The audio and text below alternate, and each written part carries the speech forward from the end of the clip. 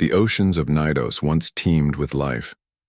Crystal blue waters stretched across 90% of the planet's surface, home to the Veldari people. With silvery skin that reflected the light of their 3 moons and webbed hands perfect for swimming. Through coral cities, the Veldari lived in harmony with their world for thousands of years. But harmony never lasts forever. Ambassador Lyra swam through the central chamber of the Last Hope communication facility. Her gills fluttered with anxiety as she approached the massive control panel. The room buzzed with the sounds of Veldari technicians working frantically at their stations. Outside the transparent dome ceiling, the once blue sky had taken on an ominous purple hue. "Status report," Lyra said, her voice calm despite the fear gripping her heart. Senior technician Mako looked up from his console, his usually bright eyes now dim with exhaustion. "We've sent the distress signal to all major galactic powers as you instructed, Ambassador. The Krell Empire, the Zenovian Collective, the Mercantile Guild, all of them." "And?" Lyra asked, though she already suspected the answer. "Nothing.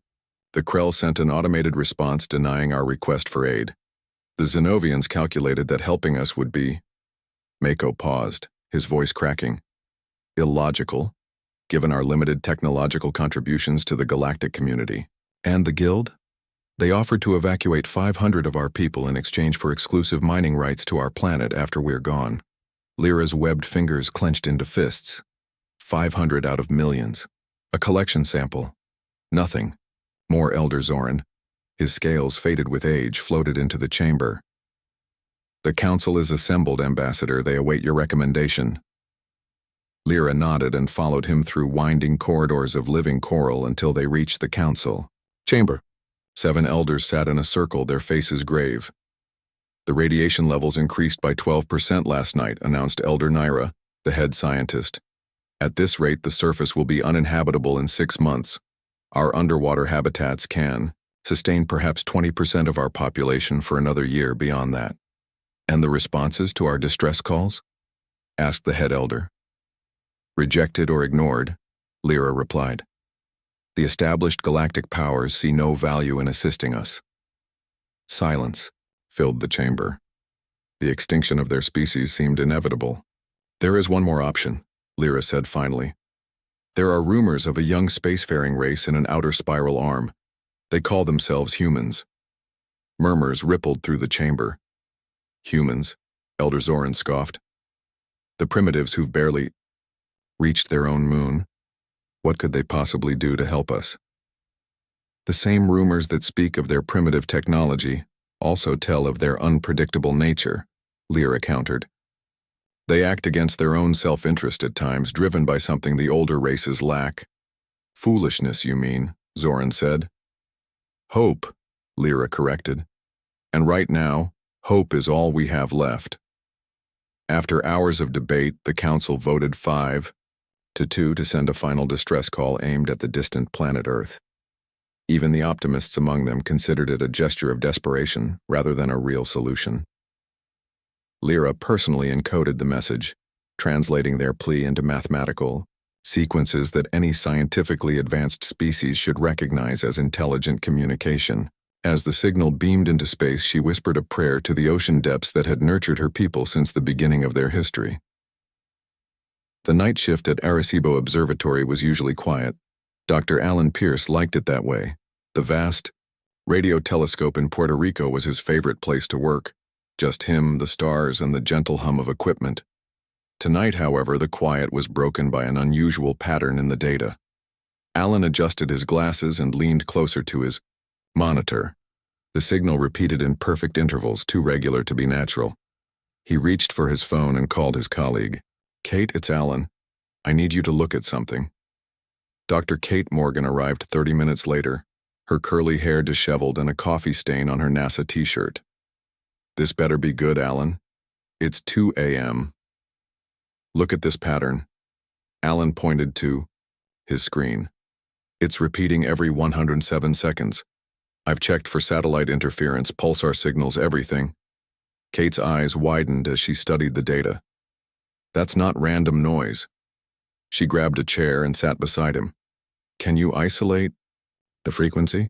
For the next 3 hours they worked together, isolating and analyzing the signal. By dawn, they had confirmed it wasn't coming from Earth or any known human spacecraft. "We need to tell Jack," Kate said.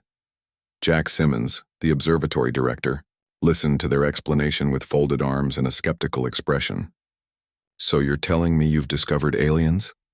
"We're telling you we've discovered a non-random signal from deep space that appears to contain mathematical sequences," Alan clarified.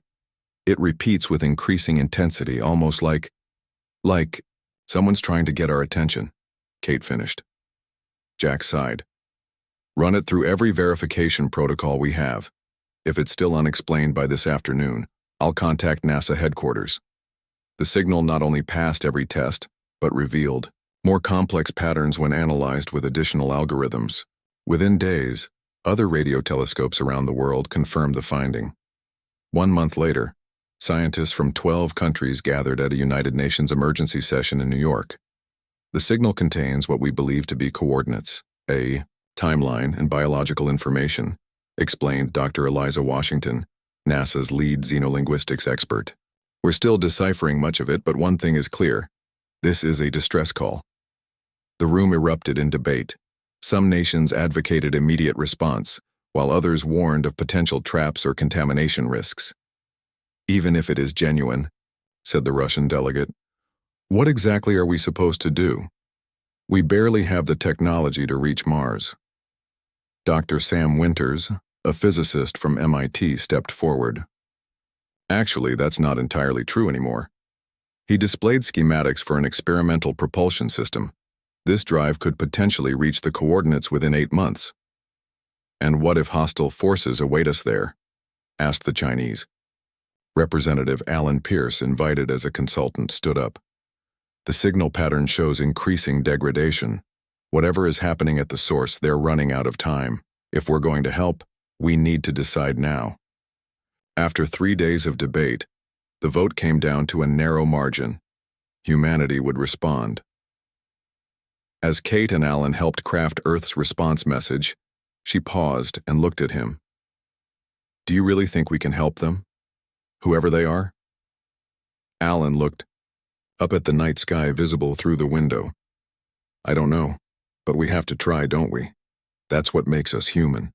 Across the vast emptiness of space on a dying ocean world, Ambassador Lyra received the response from Earth. Her translator converted the mathematical sequences into Veldari language, and for the first time in months, she felt something she had almost forgotten. Hope. The United Nations building buzzed with activity. Representatives from every country filled the main chamber. Giant screens displayed images of Earth's newest ship, the USS Horizon.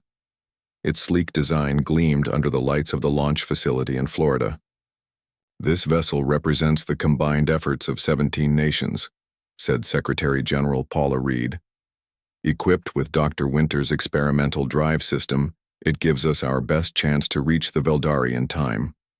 The room filled with applause. Not everyone supported the mission, but today was about unity and hope. Captain Daniel Clark stood straight in his dark blue uniform. At 42, with short brown hair and serious eyes, he had the perfect blend of experience and physical fitness for this journey. As the applause died down, he stepped forward to the microphone. "On behalf of the crew of the USS Horizon, I thank you for your trust. We don't know what awaits us among the stars, but we carry with us the best of humanity, our compassion, our curiosity, and our determination to help those in need." After the ceremony, Captain Clark met with his core crew in a private room. Lieutenant Maria Rodriguez, a brilliant xenobiologist with keen eyes and a quick smile. Chief Engineer Ben Foster, whose hands could fix anything mechanical. Communications Officer Lisa Wong, who had helped decode the Veldari message. Medical Officer Dr. Greg Pearson, whose calm presence reassured everyone. "Questions before we launch. Tomorrow?" Clark asked. "Sir," said Lieutenant Rodriguez, "what if we get there and can't help them?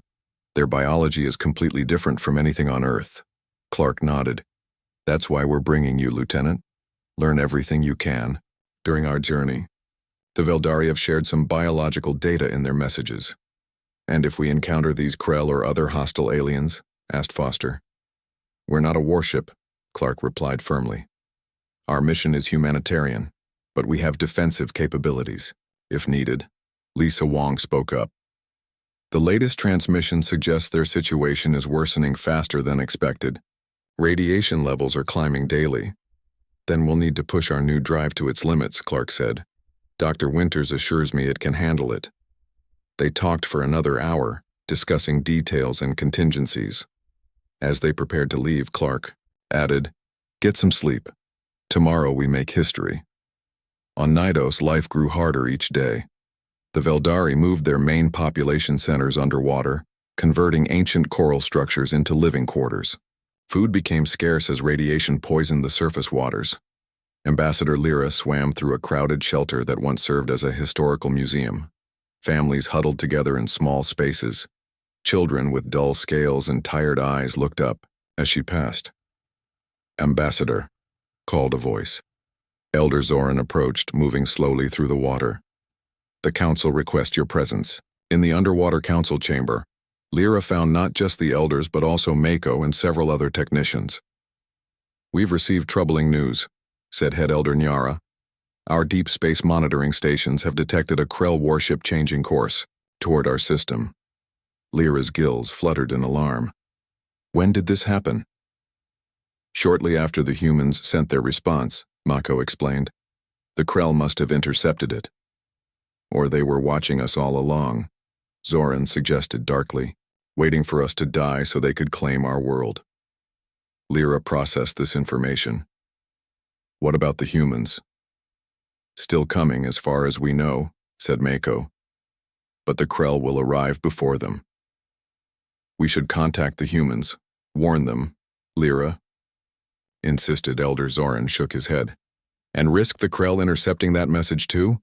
Besides, what could these primitive humans do against a Krell warship?" "We can't just abandon hope," Lyra argued. "Hope won't save our people," Zoran countered. He turned to the other elders.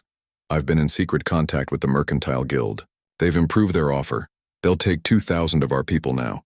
The chamber erupted in shocked voices. Lyra couldn't believe what she was hearing. "You negotiated behind the council's back?" Head Elder Nyara demanded. "I did what was necessary," Zoran replied without shame. "The guild ships can arrive within a month. We select our brightest minds, our youngest children, and preserve something of our civilization." "And abandon millions to die?" Lyra asked, her voice rising.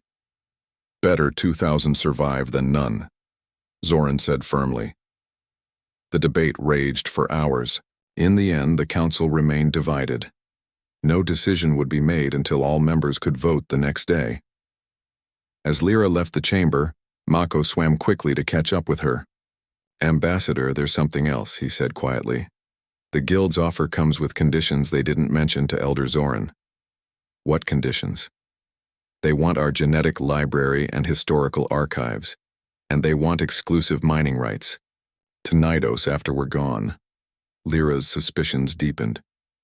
"They're not saving us out of kindness. They're harvesting us just like the Krell." "What should we do?" Mako asked. Lyra's eyes hardened with determination. "Prepare a secure message to the humans. They deserve to know what they're swimming into." Aboard the USS Horizon, 2 weeks into their journey, Captain Clark floated in the zero-gravity exercise chamber. The experimental drive had performed beyond expectations so far. At this rate, they might reach Nidos months earlier than planned. Dr. Winters entered the chamber, his thin frame even more weightless in zero-G. "Captain, we've received a new transmission from Nidos. It's encrypted differently than their previous messages." In the communications center, Lisa Wong worked to decode the message while the senior crew watched. "It's addressed specifically to us, not a general distress call," she explained as she typed. "They're using some of the encryption principles we sent in our response." The message finally appeared on screen. Clark read it silently, his expression growing more serious with each line. "The Krell are heading to Nidos," he announced to his crew. "They've detected our response and accelerated their timetable." "What timetable?" Dr. Pearson asked. "According to this, the radiation affecting Nidos isn't natural. The Krell have been waiting for the Veldari to die off so they can mine rare minerals from the ocean floor. The crew exchanged troubled looks. There's more, Clark continued. Some of the Veldari leadership are negotiating with another group called the Mercantile Guild, who are offering to evacuate a small number in exchange for resources. So what do we do? Foster asked. We're not equipped to fight a Krell warship. Clark considered their options. First, we send an encrypted update to Earth. They need to know the situation has changed. Second, we continue our mission but accelerate to maximum safe speed. And if we encounter the Krell? Rodriguez pressed. Clark's jaw set firmly. We came to help the Veldari, and that's exactly what we're going to do. Humanity made a promise. We keep our promises.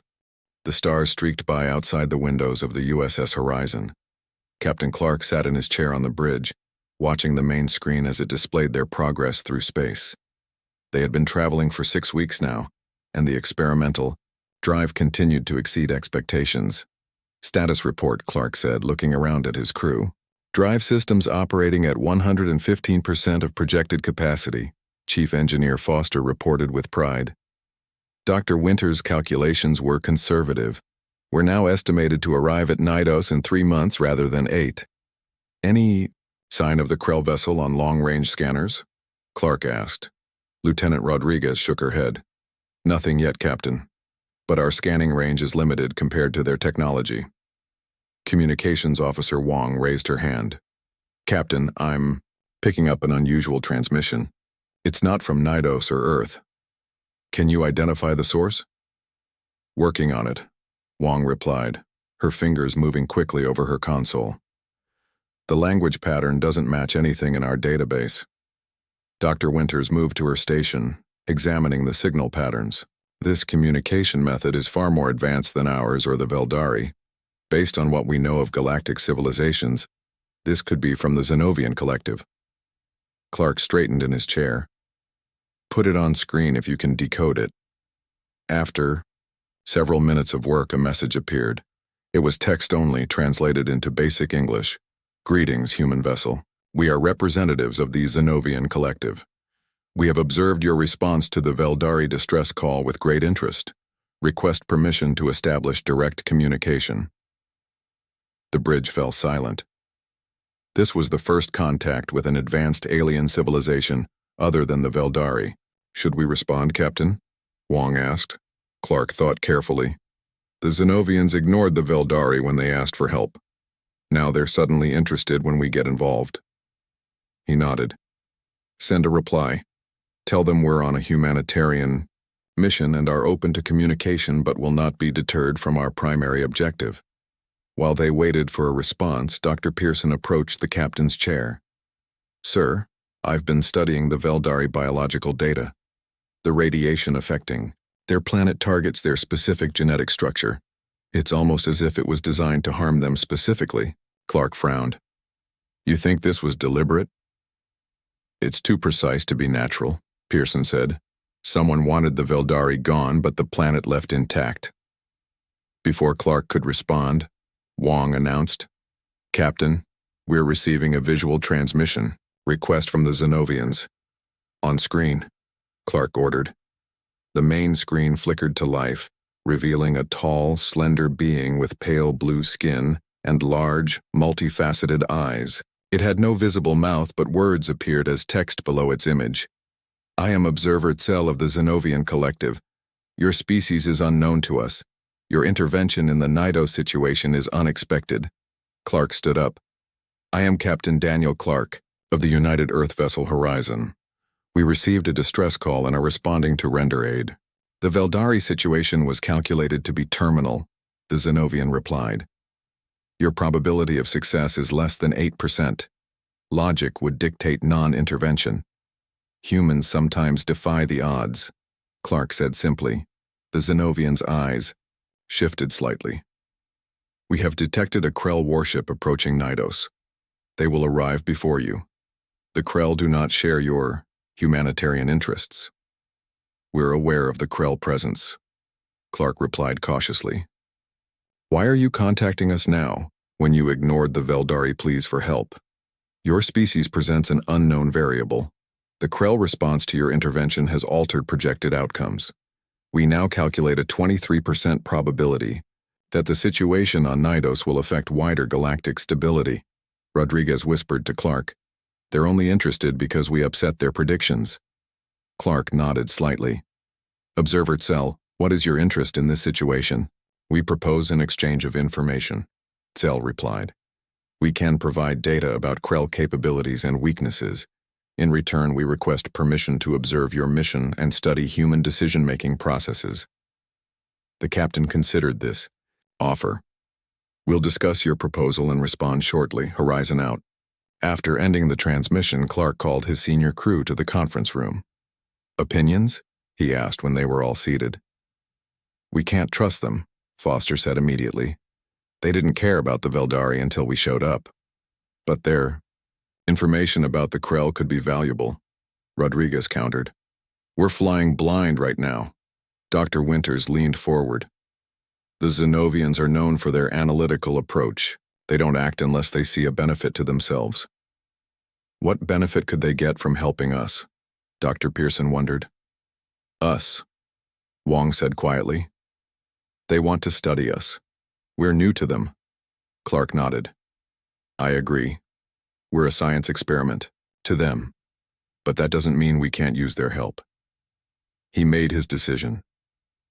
We'll accept their information but limit their access to our systems and crew. Wong, draft a response. On Nidos, the situation had grown desperate. The last surface city was being evacuated as radiation levels reached lethal thresholds. Lyra helped guide families into the underwater shelters, which were already overcrowded. Ambassador, called Mako, swimming quickly toward her. The council, vote is complete. Lyra's heart sank when she saw his expression. They accepted Zoran's deal with the guild, 5-4 in favor, Mako confirmed. The guild ships will arrive in 2 weeks to begin evacuation of the selected 2,000. And the selection process? Already begun. Priority given to scientists, artists, and children under 10 cycles. Elder Zoran is heading the selection committee. Lyra clenched her webbed hands. This is wrong. We can't abandon millions to save a chosen few. What choice do we have? Mako asked, his voice heavy with defeat. The humans won't arrive in time, and even if they do, what can one ship accomplish against the Krell? Lyra placed a hand on his shoulder. We need to trust them. They answered when no one else would. Later that night, Lyra snuck into the communication center. She needed to warn the humans about the guild ships coming and the council's decision. As she prepared to send a message, the alert system suddenly blared. A technician rushed in. Ambassador, we're detecting a large vessel entering our system. It's Krell. Lyra's gills fluttered in panic. They're early. How is that possible? They must have used their phase drive at full capacity, the technician said.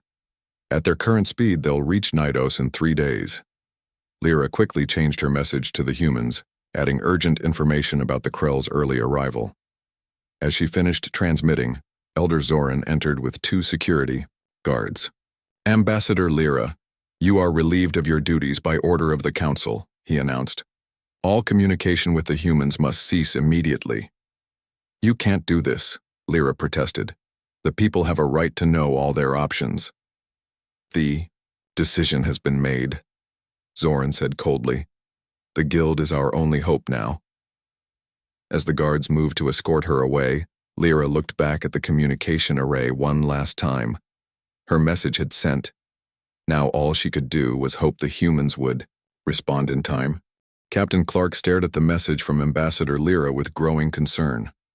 The Krell had arrived at Nidos 3 days ago, much earlier than expected. They now orbited the planet like hungry sharks, waiting for the final collapse of Veldari society. How much longer until we reach Nidos? Clark asked, turning to Dr. Winters. 2 weeks at our current speed, Winters replied. If we push the drive to maximum, maybe 10 days, but that increases the risk of system failure. And the Mercantile Guild ships? Based on Ambassador Lyra's last message, they should arrive in 3 days, Communications Officer Wong reported. Clark paced the bridge, weighing their options. The Veldari leadership has fractured. Ambassador Lyra has been removed from her position. Elder Zoran is proceeding with the evacuation of just 2,000 people, abandoning millions. Captain, Lieutenant Rodriguez spoke up. The Zenovians have sent the information on Krell ships as promised. Clark nodded. Put it on screen. The main display filled with technical specifications of Krell warships. The data was extensive, showing weapons systems, shield capabilities, and known tactical patterns. They're heavily armed, Chief Engineer Foster observed. Their main weapons could tear through our hull in seconds. But look at this. Rodriguez pointed. Their shield systems have a vulnerability when they fire their main cannons. A brief power fluctuation that might be exploitable. Could we use that? Clark asked. Foster scratched his chin. Maybe. If we modified our defensive systems to emit a targeted pulse at exactly the right moment, we might be able to temporarily disable their weapons. Get on it, Clark ordered. And Dr. Winters, push our drive to maximum. The Veldari don't have time to wait.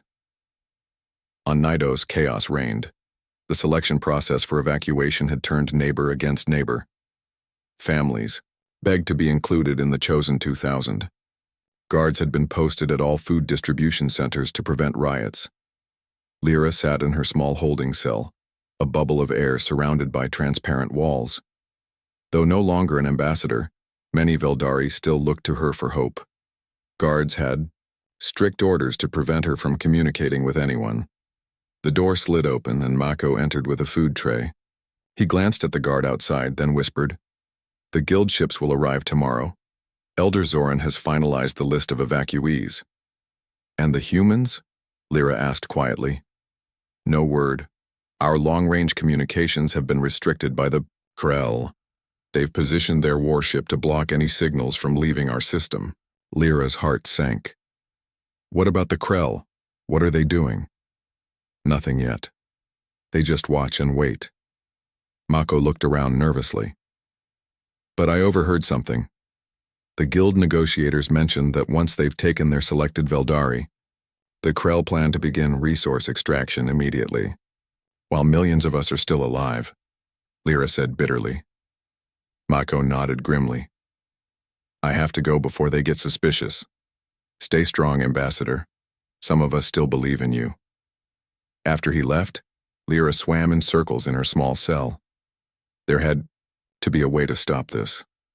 The Veldari people deserved better than to be traded like commodities or left to die while aliens mined their world. She noticed something small fall from the food tray Mako had brought, a tiny communication device.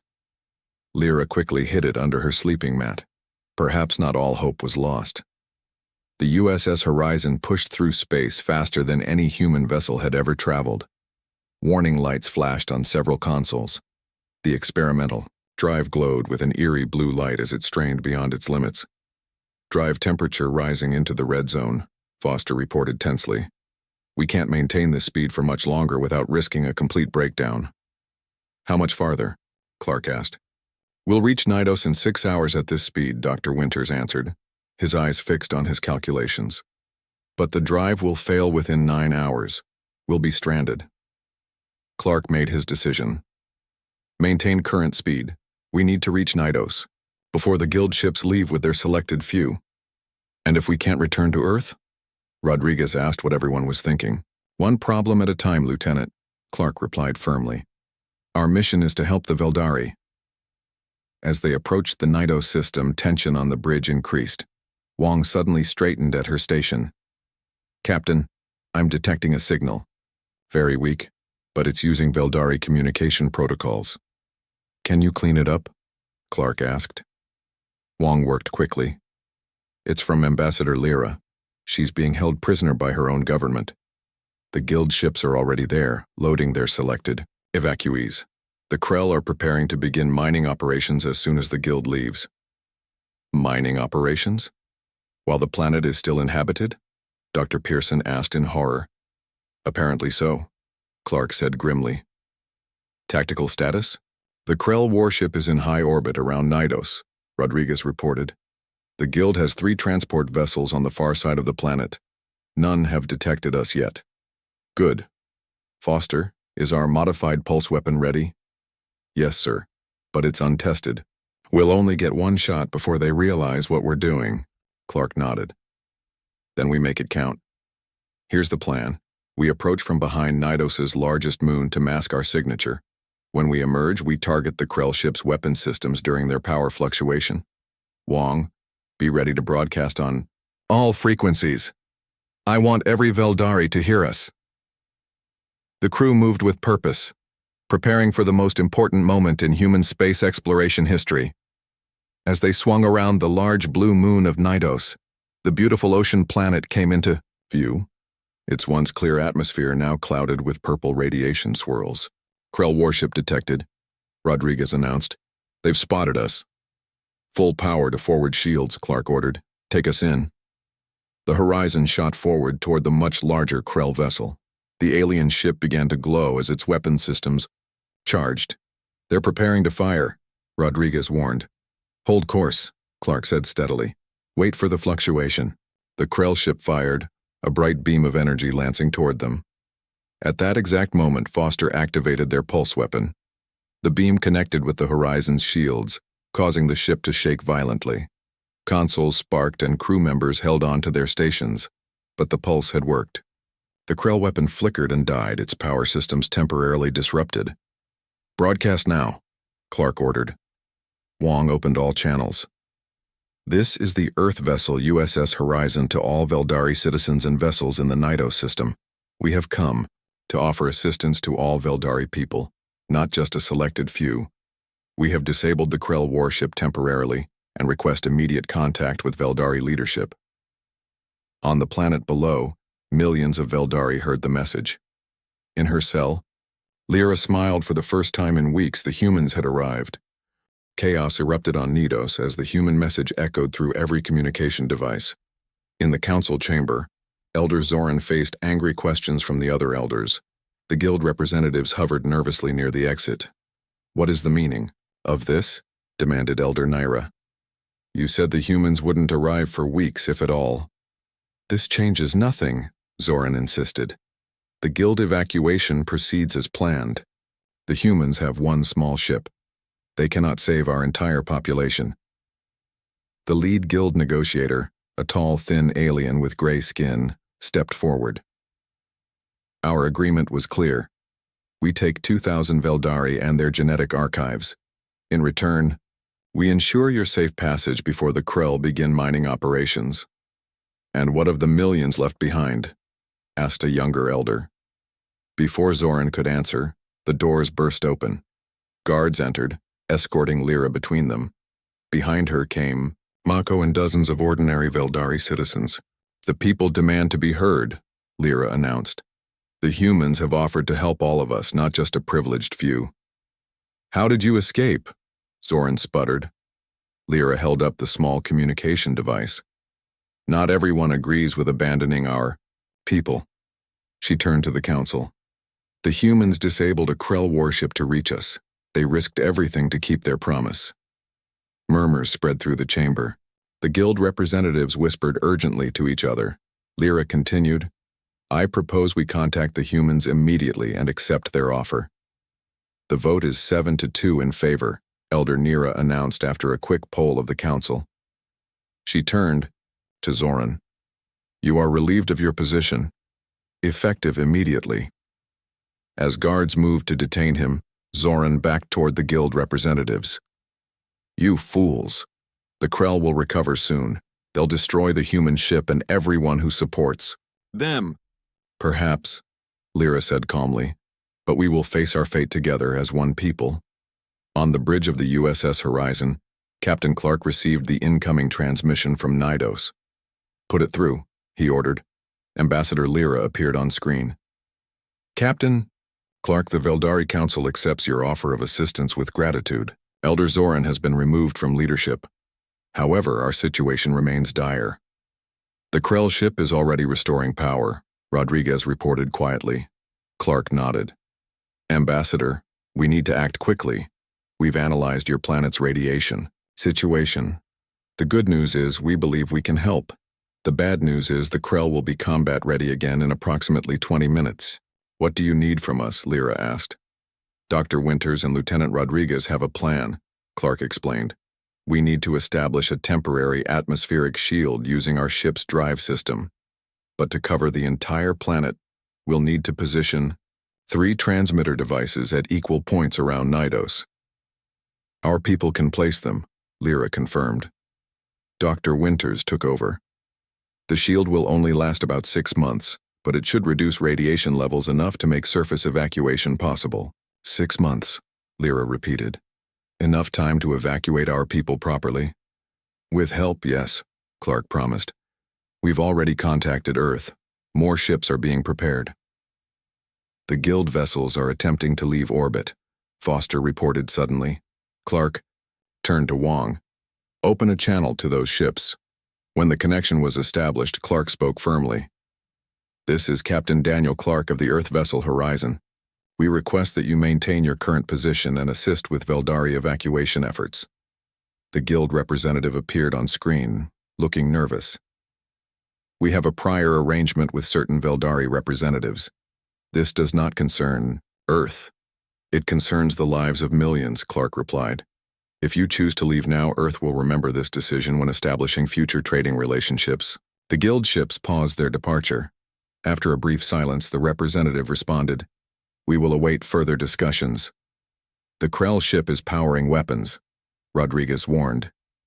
Deploy the transmitters now, Clark ordered. Ambassador Lyra, your teams need to place them immediately. On Nidos, 3 Veldari teams raced to position the human devices at coordinates provided by the Horizon. Lyra personally led one team, swimming faster than she had in years. The Krell are hailing us, Wong reported. The Krell commander appeared on screen, a massive armored figure with multiple eyes and a mouth full of sharp teeth. Human vessel, the commander growled. You interfere in matters beyond your understanding. This planet and its resources are claimed by the Krell Empire. This planet and its people have asked for our help, Clark replied. We've answered. Your primitive vessel cannot stand against us. Withdraw now or be destroyed. Clark stood firm. We will not abandon the Veldari. The communication cut off abruptly. Seconds later, the Krell ship fired. The Horizon rocked under. The impact. Shields at 60%, Foster called out. Hold position, Clark ordered. We need to give the Veldari teams time. First transmitter in place and activated, Wong reported, monitoring the Veldari teams. The Krell fired again. Panels exploded across the bridge. Crew members were thrown from their stations. Shields at 30%, we can't take another hit like that. Second transmitter in place. The Krell ship moved into position for a killing blow. Just as they prepared to fire, a new vessel appeared in a flash of light. Sleek and crystalline, it positioned itself between the Horizon and the Krell ship. It's a Zenovian vessel, Rodriguez said in amazement. The Zenovian ship absorbed the Krell blast without apparent damage, then responded with a precise beam that disabled the Krell weapon systems completely. Observer Cell appeared on the Horizon's screen. We have calculated that the survival of the Veldari alters future probability matrices in a favorable direction. We will assist. Third transmitter in place, Wong announced triumphantly. Activate the shield now, Clark ordered. Dr. Winters initiated the sequence. The Horizon's drive pulsed with blinding energy. Below, the 3 transmitters activated simultaneously. A blue field began to spread across Nidos's atmosphere, growing until it covered the entire planet. Where it passed, the purple radiation haze dissipated. On the surface of Nidos, Veldari watched in wonder as their sky began to clear for the first time in months. Radiation levels are dropping, Dr. Pearson confirmed, reading the planetary scans. The shield is working. 6 months later, a fleet of Earth vessels orbited Nidos. The evacuation was nearly complete. With the Zenovians' unexpected support and the Guild's reluctant assistance, most Veldari had been relocated to suitable waterworlds across 3 star systems. Ambassador Lyra stood with Captain Clark on the Horizon's observation deck, watching shuttles transport the last groups of her people.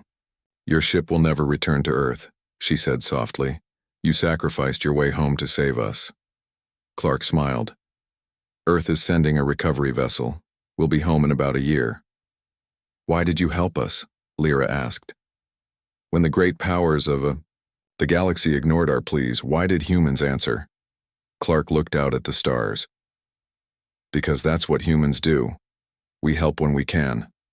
Not because it benefits us, not because it's logical, but because it's right. Lyra placed her webbed hand on the glass. The Veldari will never forget. When others turned away, the humans heard our cries for help, and they came.